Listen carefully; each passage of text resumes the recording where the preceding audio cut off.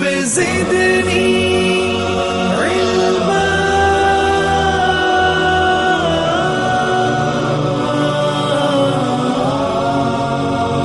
الحمد لله وكفى وسلام على عباده الذين اصطفى وصل وسلم على حبيبنا المجتبى وعلى آله وصحبه نجوم الهدى وقادة التقى. أما بعد،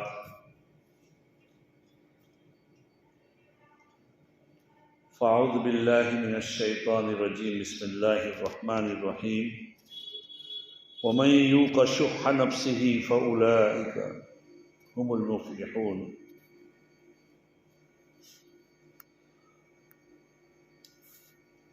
وعن أبي هريرة رضي الله تعالى عنه عن النبي صلى الله عليه وسلم قال: قال الله عز وجل: سبقت رحمتي غضبي. رواه مسلم.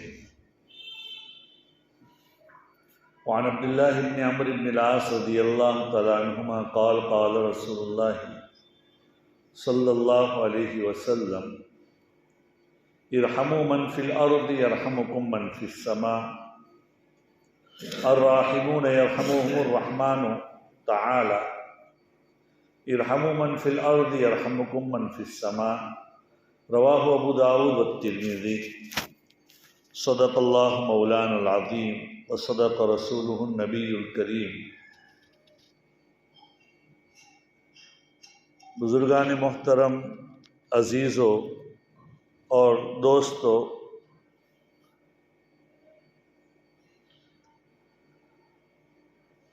مومن کو دنیا میں حق تعالی شانہ نے اپنی عبادت کے لیے جہاں بھیجا ہے، وہ خلق خدمت بھی اس کے ذمہ عائد کی ہے. قرآن پاک میں وما خلقت الجن والانس الا لیعبدون وارد ہے، آیا ہے آیت کریمہ میں. ہم پڑھتے ہیں کہ جناتوں اور انسانوں کو حق تعالی شانہ نے اپنی عبادت کے لیے پیدا فرمایا ہے. اللہ تعالیٰ کی بہت زیادہ مخلوق ایسی ہے جو ہمیشہ اللہ کی عبادت اور وحدانیت کو بیان کر رہی ہے، لیکن اللہ نے مخصوص امتیاز انسان اور جنات کو دیا ہے. ساتھ ہی ساتھ انسان کے ذمے یہ بھی عائد کیا ہے، جیسا کہ میں نے آپ کے سامنے حدیث پاک تلاوت کی کہ حق تعالی شانہ فرماتے ہیں: ان رحمتی سبقت علی غضبی، میری رحمت میرے غصے پر غالب ہے.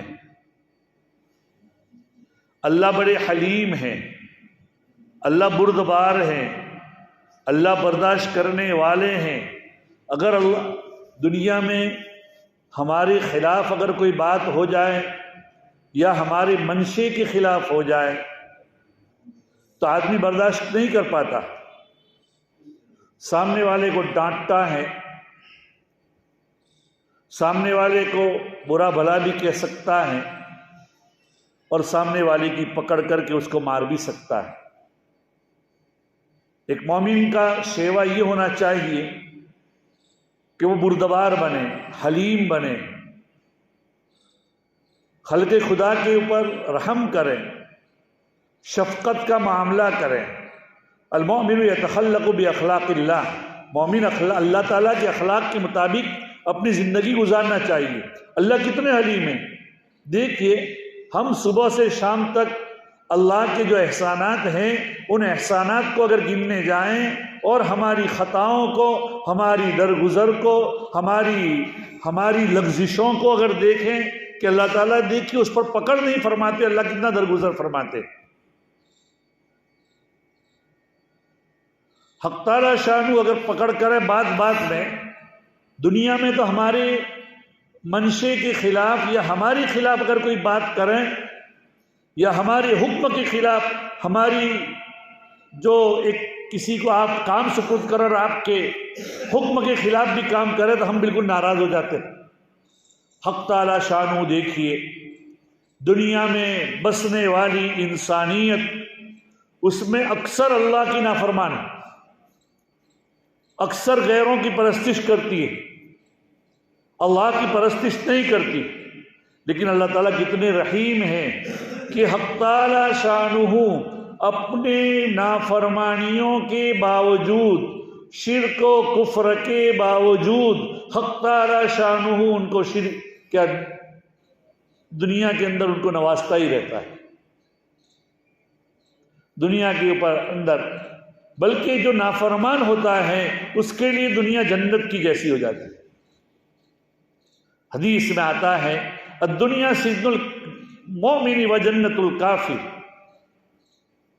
دنیا مومن کے لیے قید خانہ ہے اور غیر کے لیے یہ جنت ہے۔ اسی لیے ہم دیکھتے ہیں دنیا میں غیروں کے اوپر اللہ تعالیٰ نے بہت سارے راستے کھول دیے، ان کی رزق کے راستے، ان کے کھانے پینے کے راستے، ان کی روزی وغیرہ کے راستے عامتاً زیادہ ہوتے ہیں۔ یہ ایسا ہوتا ہے، بسا اوقات کوئی آدمی اعتراض کر سکتا ہے کہ ہم نے بہت سو کو دیکھا کہ وہ آدمی اللہ کا نافرمان ہے لیکن اس کے لیے جنت نہیں ہے، بلکہ دنیا میں بھی نان شبینہ کا محتاج ہے، کھانے پینے کا بھی محتاج ہے، وہ اللہ کو بھی نہیں مانتا، اور اس کے لیے تو حدیث کہتی ہے کافر کے لیے تو دنیا کیا ہے؟ جنت ہے۔ تو اس کے لیے وہ بات کہاں پائی گئی غیر کے لیے؟ تو ہم یہ کہہ سکتے ہیں، اس کا جواب محدثین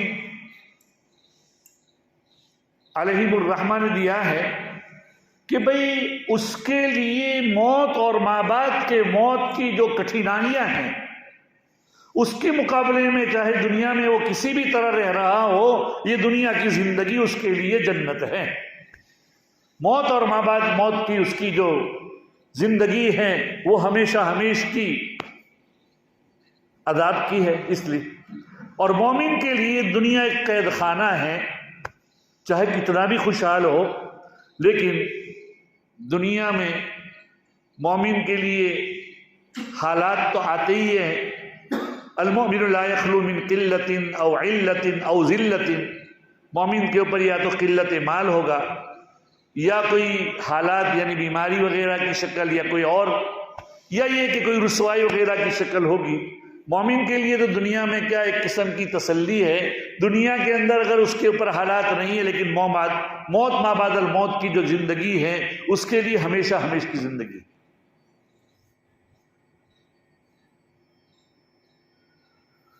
تو میں یہ کہہ رہا تھا اللہ تعالیٰ کی انسان کے اوپر جو حالات آئے اس کے اوپر آدمی حلیم اور بردبار رہے، خلق خدا کی خدمت کے اندر مشغول رہے۔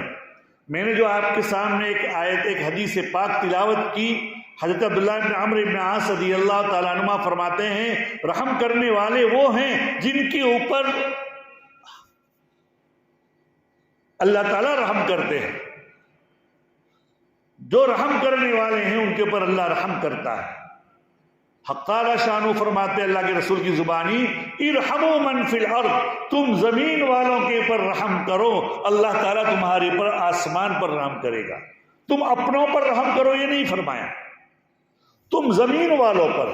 اب زمین والوں پر مومن بھی ہے، غیر بھی ہے، اور زمین والوں میں انسان بھی ہیں، جنات بھی ہیں، اور مخلوق کے خدا دوسری بھی ہے، ان تمام کے اوپر تم رحم کرو۔ مخلوق خدا میں جیسے جانور ہیں، چرند درند پرند ہیں، ان تمام کے اوپر رحم فرماؤ۔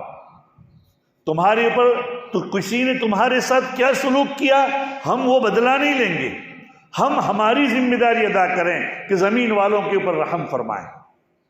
حضرت مولانا مسیح اللہ خان صاحب رحمۃ اللہ علیہ بڑے اللہ والے بزرگ تھے، اور حضرت تھانوی رحمۃ اللہ علیہ کے خلفاء میں سے تھے۔ اللہ نے مجھے بھی ان کے دیدار کی توفیق نصیب فرمائی، ان کے یہاں ایک دو مرتبہ گیا ہوں میں، ہمارے لوناواڑہ کے بہت سے لوگ وہاں گئے تھے۔ حضرت مولانا مسیح اللہ خان صاحب رحمۃ اللہ علیہ کی طبیعت میں رحم و کرم اور حلم و بردباری بہت تھی۔ وہ کہتے تھے کہ مجھے تو موذی جانور کو مارنے کی ہمت بھی نہیں ہوتی، اگر میں بچھو دیکھ لوں تب بھی اس کو نہیں مار سکتا۔ انہوں نے اپنے شیخ حضرت مولانا اشرف علی تھانوی نور اللہ مرکزہ کو لکھا کہ میرے اندر تو یہ حال ہے کہ میں اگر سانپ بچھو بھی نظر آئے، حالانکہ حدیث میں ہے کہ ان کو دیکھنے پر نماز توڑ کر بھی مارنا پڑے تو مار سکتے ہیں، یہ خلاصہ ہے۔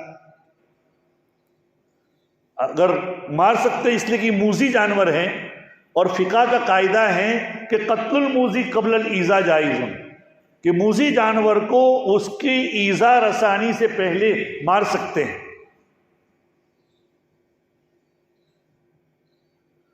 سانپ کی ایک عادت ہوتی ہے کہ وہ آپ کو تکلیف پہنچائے بغیر موقع ملے تو نہیں چھوڑتا۔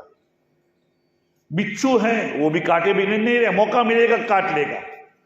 نبی اکرم صلی اللہ علیہ وسلم غالباً نماز پڑھ رہے ہیں یا کسی حال میں ہیں اور آپ کو بچھو نے کاٹا تھا۔ تو بہرحال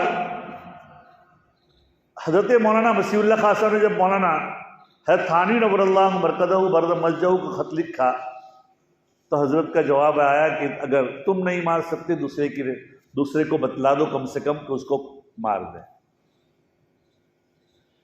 ان کے بارے میں حضرت مفتی تقی عثمانی دامت برکاتہم نے ان کے حوالے سے یہ بات پہنچی، میں نے کہیں پڑھی کسی اور ان کے شاگرد کی معرفت، کہ حضرت مولانا مسیح اللہ خان صاحب کے بدن کے اوپر ایک مرتبہ کچھ لگ گیا تھا یا کچھ پھوڑا پھنسی ہوئی تھی، تو اس کے اوپر مکھی بیٹھتی ہے۔ آپ کو جانتے ہیں کہ مکھی جہاں کچھ لگا ہو وہاں بیٹھتی ہے اور وہ اس کو چوستی ہے، وہ اس کی خوراک بن جاتی ہے۔ تو حضرت کہتے ہیں میری ہمت نہیں ہوتی اٹھانے کی۔ کسی نے کہا کہ تو مکھی بیٹھی ہوئی ہے، کہا کہ اس کو اپنا کام کرنے دو، مجھے اپنا کام کرنے دو۔ ایسے لوگ بھی گزرے ہیں بھائی، خلق خدا کے اوپر رحم کرنے والے۔ ہم انسانوں کے اوپر رحم کرنے کے اوپر مکلف نہیں، بلکہ سب کے اوپر، ساری انسانیت اور ساری مخلوق خدا کے اوپر۔ اسی لیے نبی اکرم صلی اللہ علیہ وسلم نے فرمایا جب تم جانور ذبح کرو تو جانور کو بھی اچھی طرح ذبح کرو۔ جانور کو ذبح کرنا یہ ایک ضروری چیز ہے۔ تو وَإِذَا ذَبَحْتُمْ فَأَحْسِنُوا الذِّبْحَ، کہ اچھی طرح ذبح کرو، چھری کو تیز کرو، اس کو کم سے کم تکلیف ہو اس طرح ذبح کرو۔ ایک جانور کے سامنے دوسرے جانور کو ذبح نہ کرو، اور اس کے سامنے چھری تیز مت کرو، جہاں دور سے تیز کرو۔ یہ اللہ کے رسول صلی اللہ علیہ وسلم کی تعلیمات۔ تو اللہ کے رسول صلی اللہ علیہ وسلم فرماتے ہیں ارحموا من فی الارض یرحمکم من فی السماء، کہ تم زمین والوں کے اوپر رحم کرو، آسمان والے تم پر رحم کر فرمائے۔ دیکھیے ایک کاتب تھا، کاتب کہتے ہیں پہلے زمانے میں یہ قرآن ہے یا یہ کتابیں ہیں وغیرہ، یہ جو ہمارے زمانے میں کمپیوٹر پر تیار ہو جاتی ہے ایسی شکلیں نہیں تھی۔ آج سے 30 سال پہلے بھی ہم نے دیکھا ہے کہ کاتب لکھتا ہے اور اس کے اوپر پھر لیتھو ایک پرنٹنگ آتا تھا، جو ہمارے بڑے لوگ ہیں وہ جانتے ہوں گے کہ لیتھو پرنٹنگ کے اوپر اس کی ڈپلیکیٹ بنتی تھی، اور ایک مرتبہ ڈپلیکیٹ بننے کے بعد اس کو سدھرتی نہیں تھی، اور اس کے اوپر بھی بعد میں چھپتا تھا، اس کا عکس الٹا چھاپا جاتا تھا، پھر اس کے بعد وہ سیدھا چھپتا تھا۔ یہ ایک زمانے کے اندر یہ بات تھی۔ تو ایک کاتب وہ لکھ رہا تھا، وہ جب لکھنے سے یہ ہو گیا، جب لکھتا تھا تو لکھتے لکھتے روزانہ وہ درود شریف لکھتا تھا پہلے اچھے انداز میں۔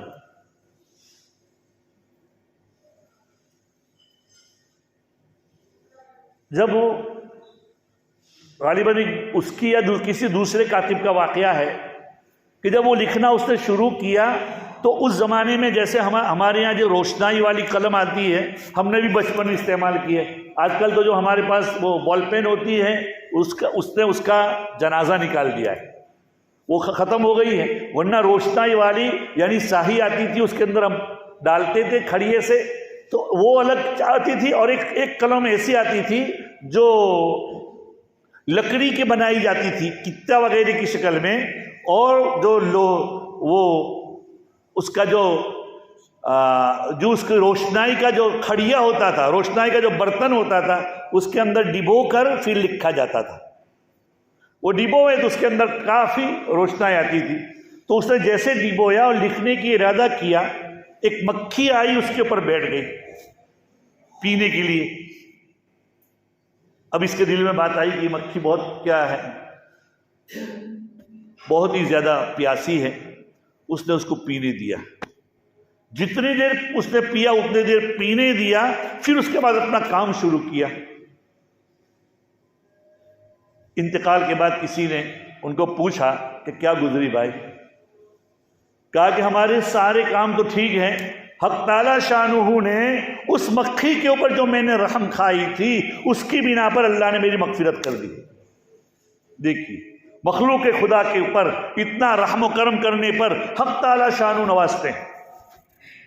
حدیث میں آتا ہے، اللہ کے رسول صلی اللہ علیہ وسلم فرماتے ہیں، صحیح بخاری کی روایت ہے، عن ابی ہریرہ رضی اللہ تعالی عنہ عن رسول اللہ صلی اللہ علیہ وسلم قال غفر لامرأة مؤمنة مرت بكلب على رأس رقيق يلهث قال كاد يكاد يقتله العطش فنزعت خفها فأوسقته بخمارها فنزعت له من الماء فغفر لها بذلك. ایک ایسی عورت، بخاری شریف میں حضرت ابو ہریرہ رضی اللہ تعالیٰ عنہ سے روایت ہے کہ ایک ایسی عورت جو بدکار تھی، زانیہ عورت تھی. زانیہ عورت راستے سے جا رہی تھی، کنویں کے کنارے کے اوپر، جو اب ہم لوگوں نے کنویں کا کنارہ بھی اب تو دیکھا نہیں ہے. کنویں کے کنارے کے اوپر جیسے پہلے زمانے میں پانی کھینچتے تھے تو پانی کھینچنے کی بنا پر گھر لاتے تھے، وہ اس کی شکل الگ ہے، لیکن وہ پانی جو کھینچتے ہوئے کچھ نہ کچھ نیچے گرتا تھا. گرنے کی بنا پر وہ مٹی گیلی ہوتی تھی، مٹی گیلی یعنی بھینی ہو جاتی تھی. تو اس عورت کا ایک کنویں کے پاس سے گزر ہوا اور اس نے دیکھا کہ ایک کتا اس کنویں کے کنارے کے اوپر وہ گیلی جو مٹی ہے اس کو چاٹ رہا ہے مارے پیاس کے. پانی تو تھا نہیں، لیکن پیاس کی وجہ سے وہ گیلی مٹی کو چاٹ رہا ہے. یہ فرمایا. تو اس نے دل میں بات آئی کہ اس نے یہ بیچارہ کتا بہت پیاسا ہے، پانی اس کے پاس تو تھا نہیں، کوئی برتن بھی تھا نہیں، وہ تو وہاں سے گزر رہی تھی. اس عورت نے یہ کیا کہ اپنی اوڑھنی نکالی اور چمڑے کا موزہ پہنا ہوگا یا کوئی موزہ ایسا تھا جو چمڑے کا یا موٹا موزہ ہوگا، اس اوڑھنی کے اوپر چمڑے کا موزہ باندھا اور کنویں کے اندر لٹکایا اور پانی نکال کر اس کتے کو پلایا. اللہ کے رسول صلی اللہ علیہ وسلم فرماتے ہیں اس پانی کی پلانے کی بنا پر اس عورت کی جس نے پوری زندگی اپنی اللہ کی نافرمانی میں گزاری، اس نے پوری زندگی بد کرداری میں گزاری، اللہ نے اس کے اوپر اس کی مغفرت فرما دی. تم رحم کرو اہل زمین پر، تم رحم کرو اہل زمین پر، رحم کرے گا خدا تم پر عرش بری پر. تم خدا کے مخلوق کے خدا کے ساتھ رحم کرو، حق تعالی شانہ تمہارے اوپر آسمان پر بخشش کرے. یہ ہے، یہ واقعات سنانے کا مقصد یہ نہیں. خلق خدا آدمی کسی مخلوق کے کام میں آیا. حدیث میں آتا ہے ایک آدمی کسی مسلمان بھائی کے ساتھ جاتا ہے اس کے کام کو پورا کرنے کے لیے، اس کے کام کو پورا کرنے کے لیے، اس کی مدد کرنے کے لیے، اور اس کا وہ کام ہو جاتا ہے تو 70,000 فرشتے شام تک اس کے لیے دعائیں کرتے ہیں مغفرت کی. ایک اللہ کا فرشتہ جو بالکل اللہ کا بالکل نافرمان نہیں ہے، اللہ کا فرما بردار ہے.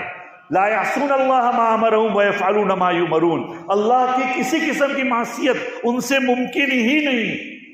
وہ ایک بھی فرشتہ ہمارے لیے دعا کر دیں ہمارے لیے کافی ہے.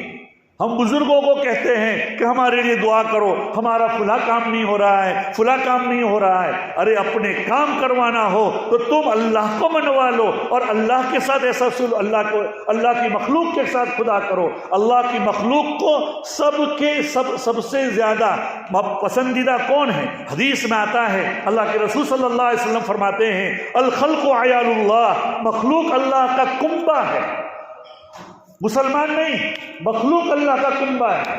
ساری مخلوق آ گئی، مسلمان بھی آ گیا، غیر بھی آ گیا، مومن بھی آ گیا، مسلمان اور جن بھی آ گیا، انسان بھی آ گیا، جن بھی آیا، انسان بھی آیا، جانورات بھی آ گئے، وہ تمام کے تمام آ گئے۔ جن کے ساتھ بھی تم اچھا سلوک کرو گے تو فَأَحَبُّ الْخَلْقِ إِلَى اللَّهِ أَن يَحْسَنَ إِلَىٰ عِيَالِهِ، اللہ کی مخلوق میں سب سے زیادہ اللہ کو محبوب وہ ہوتا ہے جو اللہ کی مخلوق کے ساتھ اچھا سلوک کرے۔ اس لیے عزیز و دوستو، ہمیں چاہیے کہ خلق خدا کے ساتھ اچھا سلوک کریں، ہم ایسی کوشش کریں۔ اب ایک دن کا طواف، ایک دن کا کسی مخلوق کے ساتھ کام کرنا اور اس کی ضروریات کو پورا کرنا 10 سال کے اعتکاف سے بہتر۔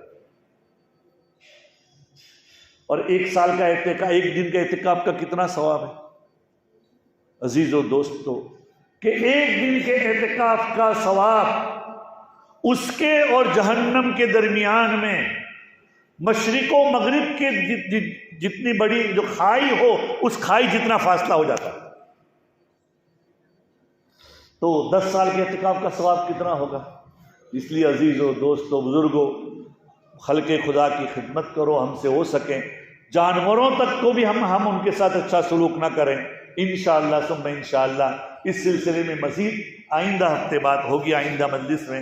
وآخر دعوانا ان الحمدللہ رب العالمین۔